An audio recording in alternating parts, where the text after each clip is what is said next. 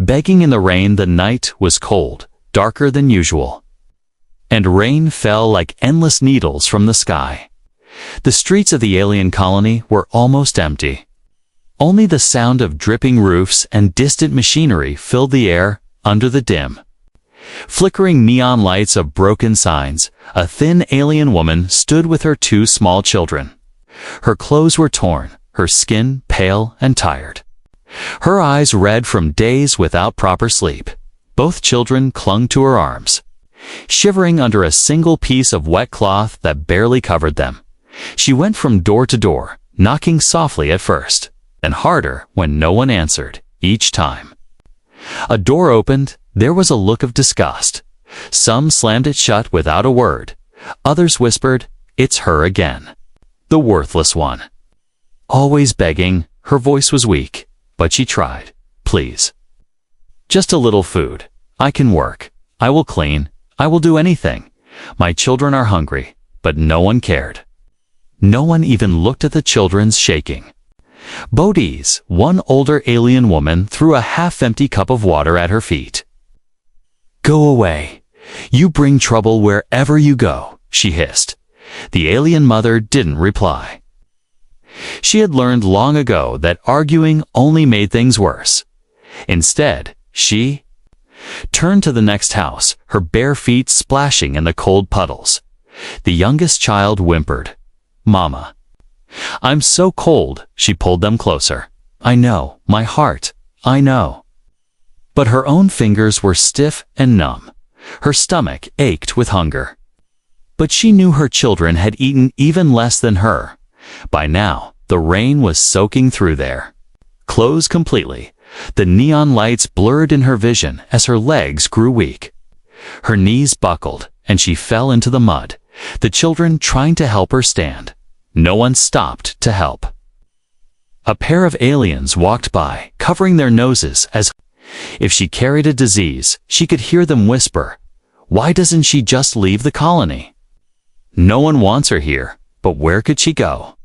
She had already run from a war on her homeworld, lost her husband, lost her home. The colony was the only place with at least some shelter, but not for people like her. Her people were considered lower than dirt here. Her children had no future unless anyone, gave them a chance. She sat there in the rain, clutching her children. Her lips trembled, not just from the cold, but from the crushing fear that she would not survive another night like this. She closed her eyes, whispering quietly, "Please, someone. Please." Footsteps approached, heavy ones that splashed in the puddles. She didn't look up at first. She had been ignored too many times before. But then, a voice spoke, deeper and warmer than she expected. "Are you all right?" She slowly raised her head. Standing in front of her was not another alien, but a human. Tall, broad-shouldered, wearing a dark coat that was already wet from the rain. His face was partly hidden under the shadow of his hood, but she could see his eyes, focused, concerned. No one had looked at her like that in years. Her first thought was suspicion. She had heard humans were strange, unpredictable. Some were kind, but others could be as cruel as any alien. She pulled her children closer. "We're fine," she lied. But her shaking voice betrayed her. The man crouched down, ignoring the mud that splashed onto his clothes. "You don't look fine. The little ones are freezing," he said softly. From inside his coat, he took out a small packet of food and held it out to her. Her eyes widened. No one had offered her food in months without demanding something in return. "What do you want for it?" she asked quickly, her voice full of suspicion. "Nothing," he said simply. "Just take it." She hesitated, looking at the packet, then at his face. The children's eyes locked on the food, their small hands twitching with hunger. Finally, she took it and handed it to them. They tore into it, eating so fast she feared they might choke. The human didn't judge them. Instead, he watched quietly, like someone who understood what hunger looked like. "What's your name?" he asked. She hesitated again. "Does it matter?" "It does to me," he replied. She almost smiled, but her lips were too cold to move. The man stood and offered her his hand. "Come on, you can't stay out here all night." Her heart pounded. No one had ever said that to her in this colony. She glanced around.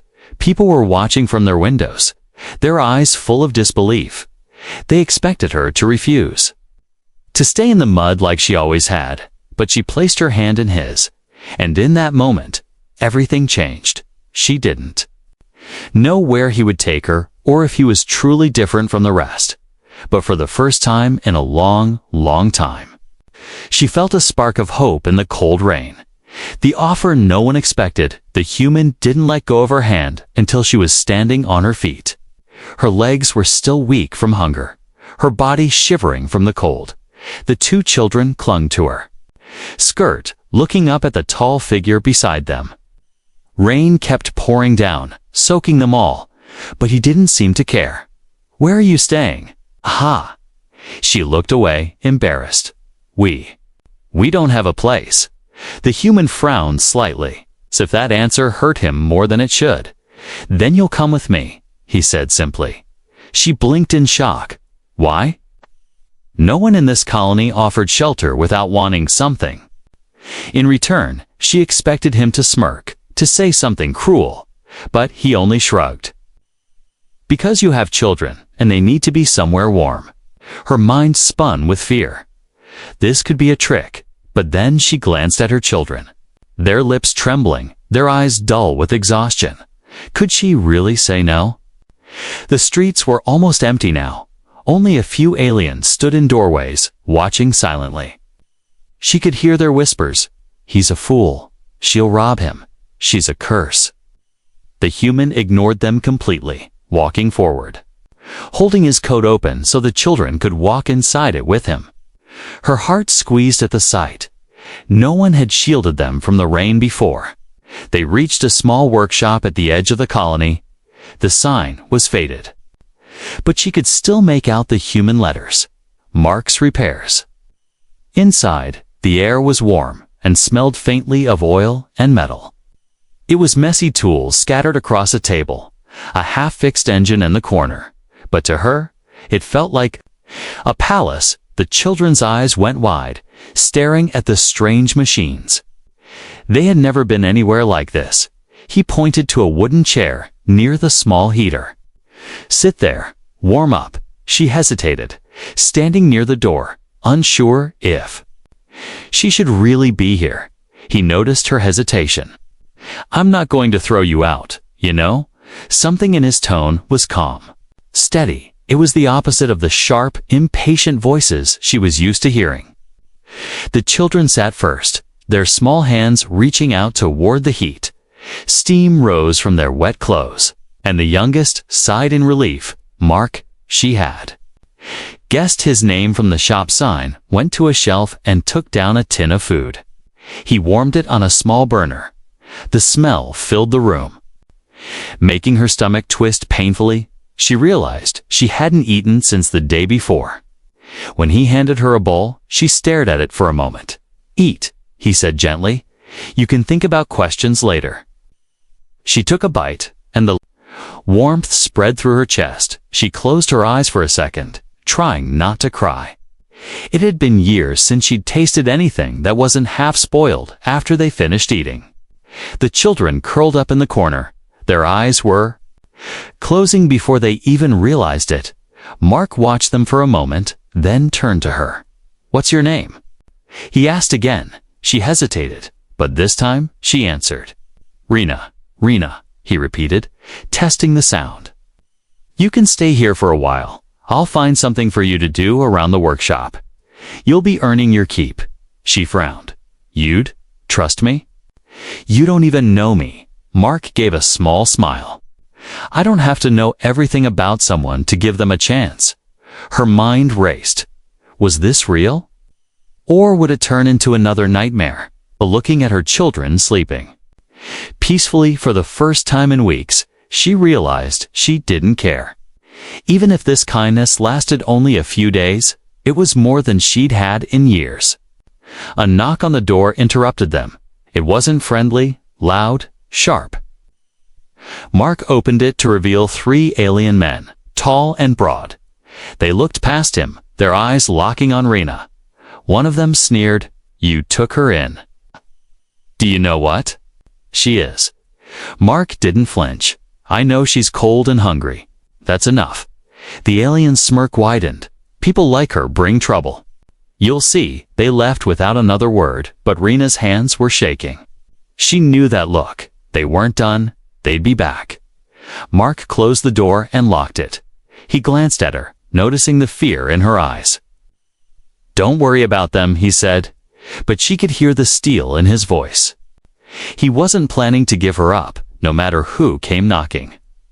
That night, she lay on a blanket near the heater while her children slept beside her.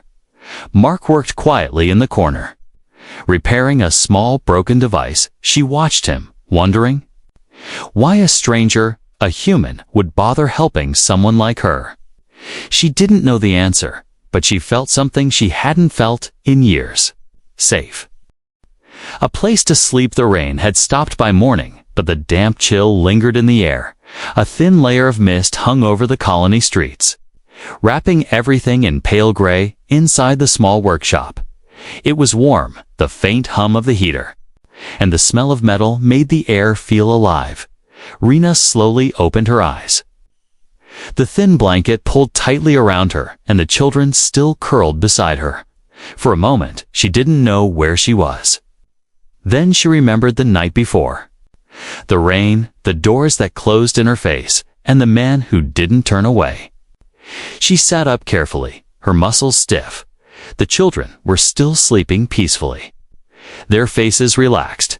It struck her how rare that was. Usually they slept with tension in their bodies, ready to run at the first sign of trouble. Now they looked safe. She stared at them for a long moment before her eyes shifted toward the workbench. Mark was already up, moving around the workshop. He was repairing a strange alien device, his hands steady, his focus sharp. He glanced at her and gave a small nod. "Morning," he said simply. Rena hesitated before replying softly. "Good morning. You and the kids hungry?" he asked. She was about to say no. The habit of refusing food came naturally now, but her stomach answered for her with a loud growl. Mark chuckled lightly. "I'll take that as a yes." He pulled out some dried bread and a jar of something that smelled faintly sweet. The children stirred at the smell, rubbing their eyes and sitting up as they ate. Rena kept glancing toward the door. She hadn't forgotten the knock last night. The 3 alien men who had come to warn Mark. She knew their kind. They didn't make empty threats. Mark noticed her unease. "They won't bother you here," he said firmly. She didn't argue, but deep inside, she wasn't so sure. When breakfast was done, she stood and began picking up scraps of metal from the floor. "You don't have to do that," Mark said. She shook her head. "If I'm staying here, I should help." He didn't stop her, but he watched her closely. She moved with quick, practiced motions. She'd done cleaning work before, for people who paid little and shouted a lot. The hours passed quietly. Mark worked on repairs while Rena organized tools, cleaned the floor, and made sure the children stayed away from dangerous equipment. At one point, the youngest picked up a small broken toy from a shelf. Mark took it from him gently and set it aside. "I'll fix it later." The boy's eyes lit up, as if no one had ever promised to fix something just for him. By afternoon, the workshop looked tidier. Mark leaned back in his chair, wiping his hands on a cloth. "You work fast," he said. Rena shrugged. "Work fast, get paid fast, or at least get fed fast. That's how it's always been." Mark studied her for a moment, his gaze thoughtful. "Well, here, you'll work at a normal pace, and you'll eat no matter what." The words were simple, but to her, they felt strange, like a rule from a different world. As the day faded, the light outside turned gold. Mark stepped outside briefly to bring in a box from the front door. When he returned, he held out a folded blanket and a small pillow.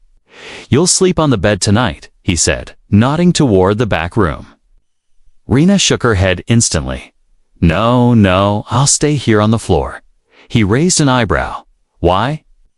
"The kids need a proper place to sleep. They can take it." "I'll be fine," she insisted. Mark didn't argue further. He simply walked to the back room, placed the blanket and pillow there, and came back. But later, when she tried to set up on the floor again, he quietly picked up the children and carried them to the bed. She froze, watching him tuck them in like they were his own. "You should be in there too," he said, not looking at her. Her chest tightened. No one had ever insisted she'd take comfort for herself before. That night, she lay on the bed between her children. The mattress felt strange under her back, soft but supportive. She stared at the ceiling in the dim light. Her mind kept whispering that this couldn't last, that people like her didn't get warm beds or kind words for long. But then she remembered the way Mark had ignored the whispers outside, the way he had faced the alien men without flinching. She closed her eyes, letting the warmth sink into her bones. In the middle of the night, she woke to a faint sound. Mark was in the other room, working on the small toy her son had picked up earlier. The light from his workbench cast a soft glow over his face. He was focused, his hands moving carefully. She didn't say anything. She just watched him work for a few moments before quietly lying back down. And for the first time in years, she fell asleep without fear. The trouble arrives the next morning started quietly. Almost too quietly. Rena was sweeping the workshop floor while Mark worked on a large repair at his bench. The children sat near the heater, playing with a few scraps of metal Mark had shaped into small animals. Outside, the mist from the night before had lifted, but the colony air still felt heavy. Something in that stillness put Rena on edge. She had lived long enough to know silence often came before trouble. Around midday, the sound of footsteps broke the calm. Heavy, slow, and deliberate. Mark didn't look up from his work, but Rena froze. Her hands tightened around the broom handle. She recognized the rhythm, the same men from 2 nights ago. The ones who had stood at the door with their warnings. The knock came, sharp and demanding. Mark set his tools down and walked to the door. Opening it without hesitation, 3 aliens stood there, broad-shouldered and dressed in worn leather.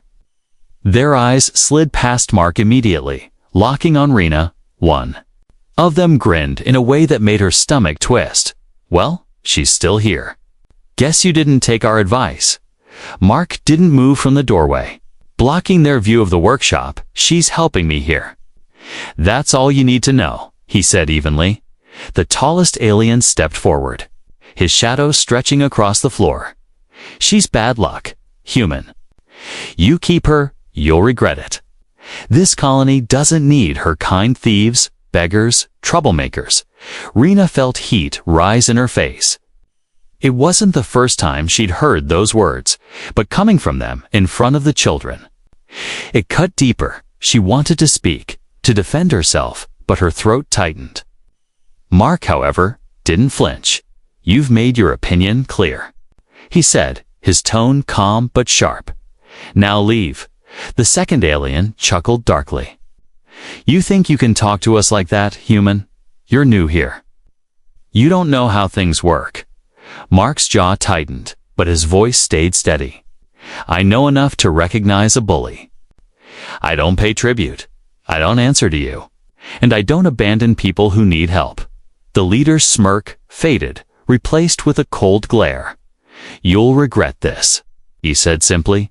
Before stepping back, the 3 of them turned and walked away slowly, making sure their footsteps echoed in the narrow street.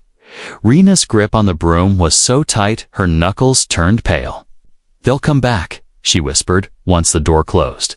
Mark glanced at her. "Then we'll be ready." She stared at him, surprised by his certainty. Most people she'd met would have pushed her out the door by now. Mark simply returned to his bench, picking up his tools as if nothing had happened.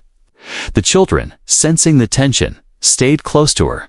The youngest whispered, "Mama, are we leaving?" Rena knelt and shook her head. Not yet. Not unless we have to. The rest of the day was uneasy.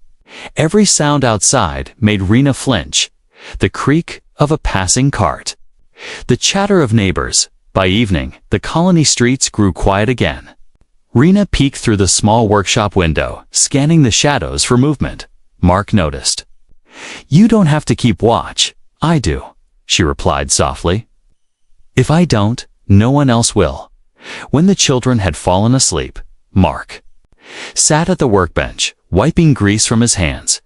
"You've been running a long time, haven't you?" he asked. Rena hesitated, then nodded. "Since the war started on my homeworld, everywhere I go, someone tells me I don't belong. They look at my children like they're a burden, like they're something less." Mark leaned back, studying her. "They're kids. Kids aren't less. They're just kids." His simple words caught her off guard. No one had said something like that without pity or mockery. She felt an ache in her chest, not from fear this time, but from the slow, cautious feeling that maybe, just maybe, someone saw her differently. A sudden noise from outside snapped her out of it, a distant shout, followed by the sound of something metal falling over. Mark stood instantly, grabbing a small tool from the bench. "Stay here," he told her, but Rena's instincts screamed, "No, if it's them, they'll try to hurt you." She reached for a heavy wrench, gripping it tightly.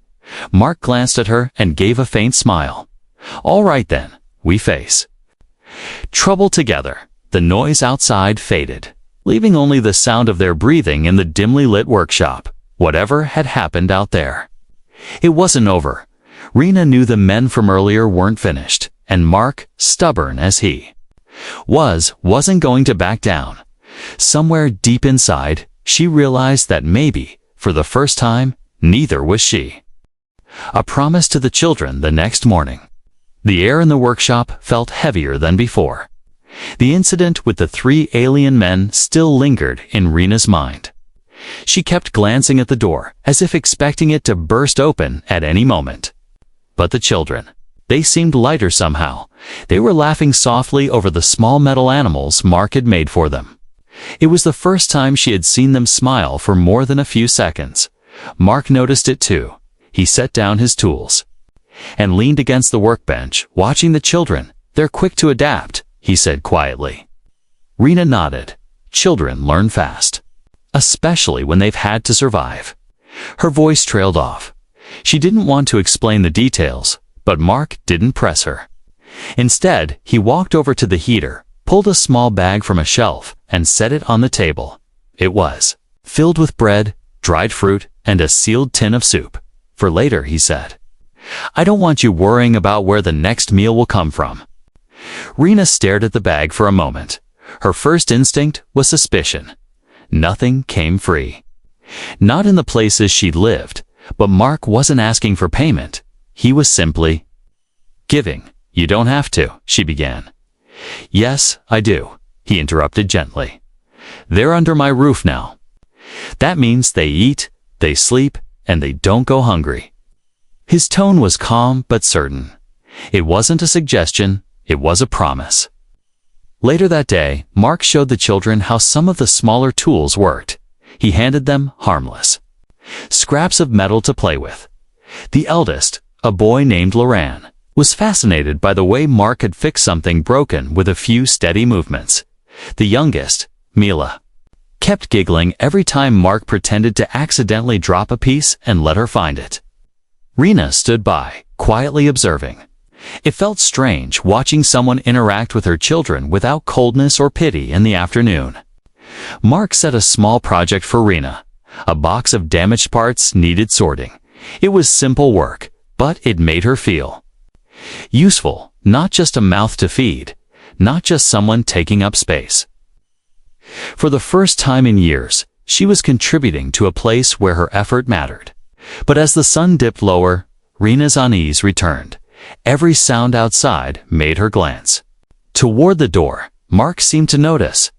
"They might come back," he admitted, "but if they do, I'm not letting them take anything or anyone from here." Rena looked down at the table. I've lost people before, she said quietly. Not just my husband. Friends, neighbors, everyone I knew from home. I don't want my children to see that kind of loss again. Mark's eyes softened. They won't. Not if I can help it, he said firmly. Then he leaned closer, lowering his voice so only she could hear. I can't promise this colony will ever welcome you. But I can promise this, under this roof, you're safe. All of you. She held his gaze for a long moment. Something in her chest loosened just a little. It wasn't total trust yet. But it was the first crack in the wall she'd built. Around herself, that night, after the children fell asleep, Rena stayed up near the heater, mending one of Laurent's worn-out shirts with a needle and thread. Mark was cleaning tools at the bench. After a while, he said quietly, I had a brother once. Rena glanced at him, surprised he had never spoken about himself before. He didn't make it through the war, Mark continued. His voice low but steady. I couldn't protect him, but maybe I can protect someone else. She didn't know what to say. So she said the only thing that came to mind, they're not your responsibility. Mark looked at her, a faint, almost sad smile on his face. They are now. The room was silent. For a moment, except for the soft sound of the heater. Outside, the wind shifted, carrying faint noises from the colony street's footsteps. Distant voices, the creak of a cart. Rena's hand froze on the needle. They're watching, she whispered. Mark's hand instinctively went to the wrench lying on the bench. Then let them watch, he said. Let them see I'm not afraid to stand between you and them. She turned her eyes back to the children sleeping peacefully on the bed. The warmth from the heater wrapped around her, and for the first time since arriving in the colony, she dared to imagine something dangerous, a future. The night of the attack, the day passed in uneasy silence. Rena kept glancing toward the door while pretending to work. The children were quieter than usual, as if they could sense the tension in the air. Mark didn't say much either, but every now and then, Rena caught him checking the locks on the door and the small latch on the back window. By evening, the colony streets outside had emptied, shops closed early, shutters drawn. It wasn't a normal quiet. It was the kind that felt heavy, as if the air itself was waiting for something to happen. Rena didn't like it. She had lived through enough bad nights to know when trouble was coming. When night fell, Mark kept the lights low in the workshop. The small heater flickered softly, casting long shadows across the walls. The children were curled up on the bed in the back room.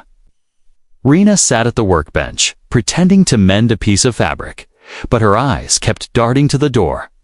The first sound came like a whisper, a faint crunch of footsteps outside. Her heart tightened. She looked at Mark, who had frozen mid-motion with a tool in his hand. He set it down silently and walked to the heater.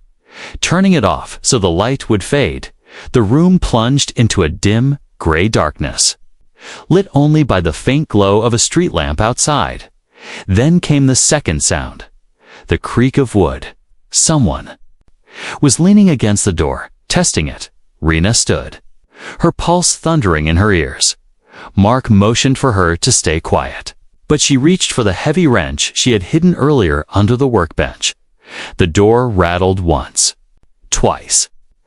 Then it exploded inward with a deafening crack. 3 figures stormed in, the same alien thugs from before. But this time, they weren't just talking. They carried blunt weapons, their faces twisted with anger. The leader stepped forward, his voice dripping with mockery. We warned you, human. Now you'll learn what happens to people who ignore us. Mark didn't back away. You picked the wrong place, he said calmly. The alien laughed. Oh. I think we picked exactly the right place. One of them lunged toward the workbench, sweeping tools to the floor in a crash. Another shoved over a crate, spilling metal parts across the ground. Rena's fear shifted to anger. Everything they were smashing was Mark's hard work. The leader moved closer to Mark, raising his weapon in that instant. Rena didn't think she acted. She swung the wrench hard, hitting the aliens. Armed with a sharp crack, he roared in pain. Stumbling back, the other two turned toward her instantly.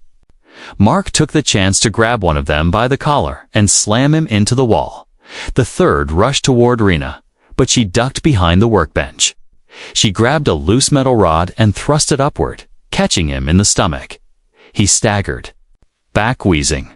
Mark was now fighting two at once. His movements quick and precise, but he took a hit to the side, a sharp blow that made him stumble.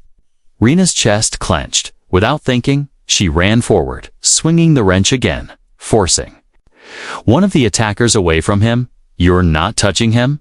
she shouted. Her voice echoed in the small workshop. Fierce and shaking, the leader snarled, blood running down his arm. "This isn't over," he spat.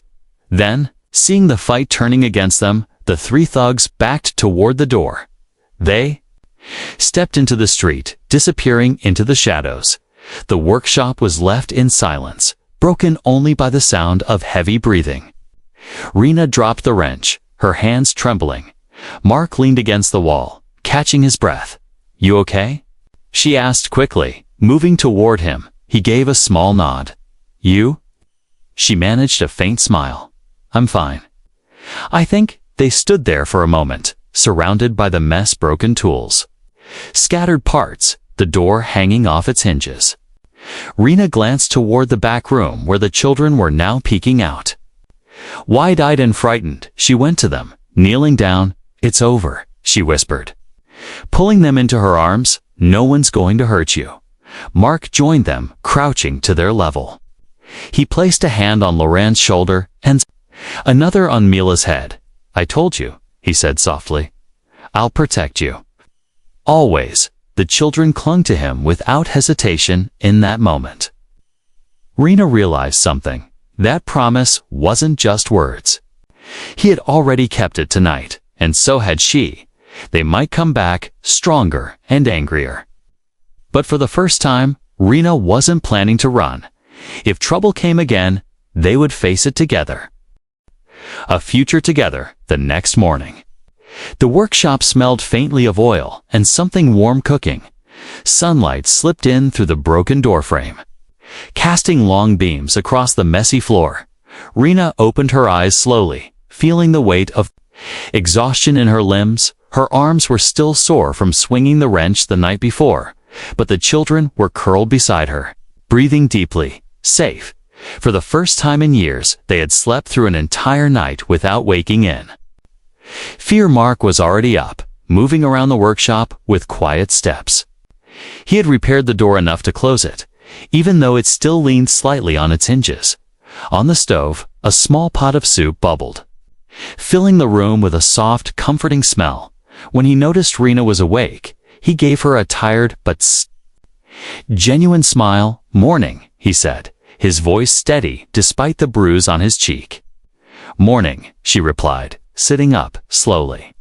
Her eyes drifted toward the door. "They'll come back," she said quietly. Mark stirred the pot without looking at her. "Maybe, but next time, they'll know this isn't a place they can just walk into." After breakfast, Mark got to work repairing the rest of the damage. Rena helped, sweeping up broken pieces and sorting tools back onto the shelves every time she passed the children. She caught them glancing at Mark with a new kind of look, not just curiosity anymore, but trust. Loren even offered to hand Mark a tool, imitating the way he had seen him work. Mila followed him around like a shadow, carrying small scraps just to feel helpful by midday. The workshop looked almost as it had before the attack. The door was reinforced with metal plates, the windows checked and secured. Mark took a step back, wiping sweat from his brow. "It'll hold," he said simply. Rena nodded, stronger than before. Her voice carried more than just the meaning of the door. She meant the people inside it too. The rest of the day passed in a slow but steady rhythm. Rena worked in the shop while Mark repaired a large mechanical part for a client. The children played in a corner, inventing little games with bolts and spare wood. For the first time, the air in the room wasn't heavy with fear. It felt Alive as evening settled, a knock came at the door. Rena stiffened immediately. But this time, Mark motioned for her to relax. He opened the door to find two of the colony's neighbors, an older alien woman and a man carrying a basket. They both looked awkward, glancing at Rena before speaking. "We heard about last night," the woman said. "You stood up to them." Not many would. She set down the basket. Inside were fresh bread and a small jar of sweet paste. "It's not much," she added, "but, maybe it can help." Rena stood frozen, unsure how to react. No one in this colony had given her anything before without an insult attached. Mark accepted it with a simple thank you, and the neighbors laughed when he set the basket on the table. Rena stared at it. "Why now?" she asked, her voice soft. Mark shrugged. "People follow examples. Sometimes they just need someone to show them it's possible to stand up." That night, the four of them sat around the heater, eating the bread with the sweet paste. The children laughed when Mila got some on her nose and Mark leaned over to wipe it off. The sound of their laughter filled the workshop. It felt like something rare and precious, the kind of moment you don't realize you've been missing until it's right in front of you. After the children fell asleep, Rena lingered near the heater, watching the small flames dance. Mark was tidying the bench when she finally spoke. "You could have let us go that first night," she said quietly. "You could have sent us back into the rain." Mark looked at her for a long moment before answering, "I've been alone before. I know what it's like to have no one to open the door." He set down the tool in his hand and met her gaze. "You're not alone anymore. Not as long as I'm here." The words sank deep, breaking through the last wall she had been holding up for years. She had only thought about surviving the next day, the next hour. Now, for the first time, she allowed herself to think further about her children growing up somewhere safe, about having a place where she didn't have to beg for food or sleep with one eye open, about, maybe, having a family again when she finally lay down beside her children. So she pulled the blanket tighter around them. The sound of the workshop clock ticking was steady and comforting. Outside, the colony streets were still rough, still dangerous. But inside this small room, there was warmth, safety, and something even rarer, hope. And as she closed her eyes, she knew one thing for certain. They weren't just surviving anymore. They were home.